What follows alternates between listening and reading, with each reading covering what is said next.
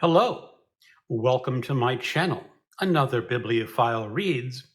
My name is Greg, and I am doing Why Have These Books Been Banned? Part 2. A couple of things I want to clean up on some information here. In my last video, I had some comments stating that there are no banned books in the United States because books are still available for purchase elsewhere. I actually mentioned this in my original video, but since the topic came up again, I will reassert that the definition of banned, restricted, and censored books that I am using currently comes from NPR, or the American Association of Libraries, which does not say that a book has to be physically banned to get on the banned list. It just has to be challenged or restricted. And some good news, at least on the home front, is that Ron DeSantis, sort of like the kingpin in Florida who's trying to get some books banned, is sort of backtracking a little bit. He realizes that he's maybe gone a little too far, and stating that people who challenge books to be banned but don't actually get that ban or restriction in place in the school have to pay $100 to sort of stop them from getting so many restrictions on books, because Florida is just going nutsy Fagin. There is a list, as again, from Orange County, Florida, which has 700 books on their banned, removed, or restricted list. And another county, which I believe has over 1,000. I'll see if I can link both in the description to this video. There's also another disturbing trend where in West Virginia, they're trying to pass a law. If a librarian passes on a book to a student that is deemed obscene, and the obscene is rather loosely defined, that librarian can be sentenced to jail for 5 years. What a country that I'm living in now. Okay, so let's get on to some of the banned books that I have recently read. Heart of Darkness by Joseph Conrad, a novella originally published in 1899. This is one of Joseph Conrad's masterworks, and it is a story of an Englishman going on sort of a river expedition into the Congo. And it is a rather stunning indictment against colonialism in that era, as Joseph Conrad was against colonialism. However, some of the language that he uses makes some people upset. He uses the N-word rather freely in the text. Now, when I was reading this, I had my Kindle version in hand, and I was also listening to the audio version narrated by Kenneth Branagh. Now, Branagh took the N-word and replaced it for the word native. And it was rather jarring that, he would go ahead and make that change. Now, I say he made that change. I don't know if it was Kenneth Branagh making that change. That change may have been made in the text that was given to him. But it's rather stunning for me to be reading the original text and listening to some modifications by a sensitivity reader. But that's just not all. His depictions of Africans are really not accurate by modern standards. I think by the standards of Joseph Conrad's age, it would have fallen in line with what an Englishman probably would have thought of Africans as. There is one point in that book where they are describing an African as a dog wearing trousers. Not really acceptable by today's standards.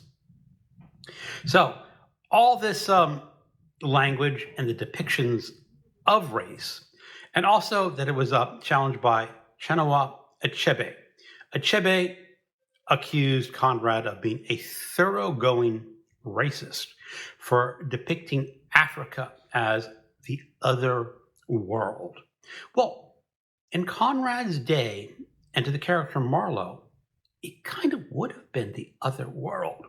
There is a small bit in the beginning where Marlowe was talking about the maps of Africa that he saw as a child. They were incomplete. There were blank spaces in Africa. And Marlowe wanted to go investigate those blank spaces. So for him, it really was the other world. But does this mean because it depicts racist characters in a racist way and uses racist language, should it be banned? I say no, because I don't think Joseph Conrad necessarily was the thoroughgoing racist as Chinua Achebe accused him to be, but he was describing that racism, probably in an accurate manner. And even though words can hurt when reading them, there's a little saying from, at least when I was a child, "Sticks and stones can break my bones, but names will never hurt me." I have heard that little phrase has been updated.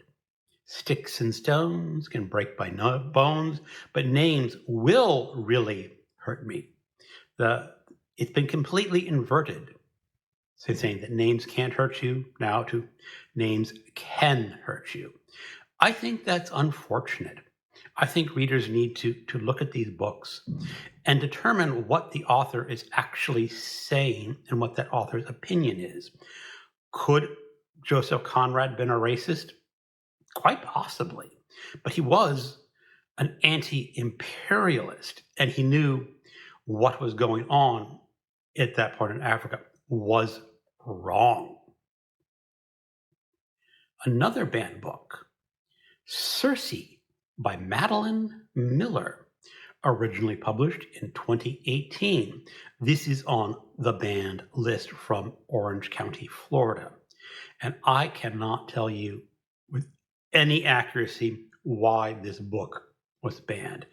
That list does not give a description why it was banned. It just says what it was banned. So this is pure speculation on my part on why this book was banned. Circe is the story of the daughter of Helios, the god of the sun. And this is all Greek myth. So she is a nymph, which is not quite a god. There's a whole issue between titans, gods, demigods, and nymphs. They're all these divine creatures, and she is a nymph. So the nymph Circe actually shows sympathy when Prometheus is being sentenced for his transgression of giving humans fire. That was a bad thing for him to do. And she showed kindness to Prometheus against her father's will. But that didn't matter much because her father didn't know. What happened was that Circe discovered that she was a witch, and she could, pharmaca was the use of plants to create magical outcomes. And she created, made her human lover into a god. And that was considered acceptable. But when this god, her ex-boyfriend, fell in love with Scylla, another nymph, she turned that Scylla into a hideous sea monster. And for that, she was sentenced to an island, an exile. So now we got the story set up. And on this exile, this island comes some Greek sailors. And she is sexually assaulted. And the sexual assault, while not hugely graphic, I guess can make some people want to keep it out of the hands of younger readers. I think it's still fine. But, she got her revenge by turning all the Greek sailors into swine, rapists into pigs. I kind of like that. So then we have that issue. We have the issue of witchcraft. Someone made a comment in one of my live streams, just Circe being a witch could be enough to get the Moms for Liberty all up in arms saying, we don't want to teach our children witchcraft. They're good little Christian children. She's a Greek nymph from Greek mythology. Get over it. That witchcraft thing. But I think more importantly than the witchcraft or the sexual assault is that she is a woman that can take care of herself. She's an empowered woman. She is able to do things for herself. And I think that woman's empowerment is going to be a very strong mark against it in some people's minds. Also, she is disobedient to the gods. Okay, it's not the Christian God she's being disobedient, but she is being disobedient to the gods. She is being disobedient to her parents. Maybe the people who want this banned don't think she's a good influence for little girls. For me, Circe, she gets thumbs up all the way. Disobedient to God, disobedient to parents, even witchcraft I kind of like. So that's my opinion. I really can't say those are the reasons it got banned. And something, I think Circe as a novel is absolutely fine for someone in 10th through 12th grade. I wouldn't object to a daughter reading it. And if the daughter's smart enough, she can start in 8th or 9th grade. I would be fine with that too. Another banned book that I read is The Story of Little Black Sambo by Helen Bannerman. This is a children's book originally published in 1899. It gets a whole lot of criticism because it's told from, I guess she was English, not positive where she came from, or I think she was English living in India at the time. And she still tells the story of, Black India. And she uses the names of characters. Now, I have looked it up, and I guess some people are upset by the use of the characters' names, that Sambo is now considered a racial slur. Okay, I guess I can understand that. But it's also the illustrations in this book that get people a little upset. Langston Hughes called it a Pickaninny style way back in 1932. And this is a book that has fallen out of favor because of its racial illustrations and somewhat racial slurs in names. But should this book be banned? As I said, I don't think it's on any sort of official ban list because I think the book has fallen out of favor. At one point, it was like a wildly popular children's book. But does that mean it should be banned just because times have moved on? And my saying is no. It should still be allowed. Now, you can go to Amazon and purchase this book. You can purchase the original. You can also purchase modified versions. There are apparently texts where they change the characters' names and they reissue the illustrations to not be quite so offensive. There's even an edition, I think, where the main character is turned from a little African boy into a black Labrador dog. Now, why they chose a black Labrador dog, maybe someone's going to say that in itself was racist and deserving of being banned.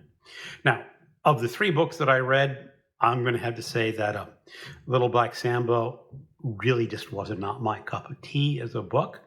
I never had children, so I never really got involved with reading children's books. But you can go ahead and download the original Little Black Sambo from Project Gutenberg if you want to check out for yourself how offensive this book is. And you may find it offensive. Well, anyway, thank you for watching and keep on reading banned books.